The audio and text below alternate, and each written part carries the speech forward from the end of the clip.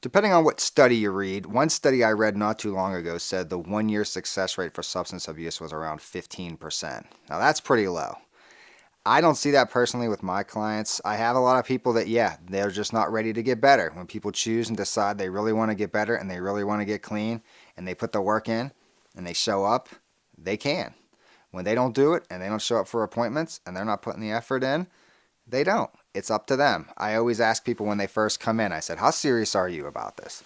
If they are kind of wishy washy about it, sometimes I say maybe you're just not ready. And everybody's rock bottom's sort of different. Some people have to spend a year in jail or do 3 or 4 stints in rehab before it starts to click. And yeah, it's sometimes it doesn't work. That's the responsibility you take when you work with substance abuse, and that's why I think some people probably stay away from it because the success rate is pretty low. And I don't have to work with substance abuse. I do it because it's the right thing to do, and I feel like that's a big thing in this area. It's an epidemic. People are dying, so we got to work on it and we got to fix it. But it is fixable, and people can come out of it. But their motivation level determines. I can only I can only put it out there. They're the ones that decide if they're going to get better or not.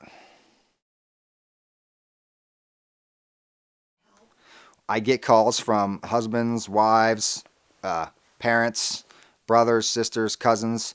What I always tell them is the first thing I said, I want the person that's going to come in here to make the call. I won't even give them an appointment if a family member calls. The person that's going to be coming in is the one that needs to call. They're the one that needs to do the work.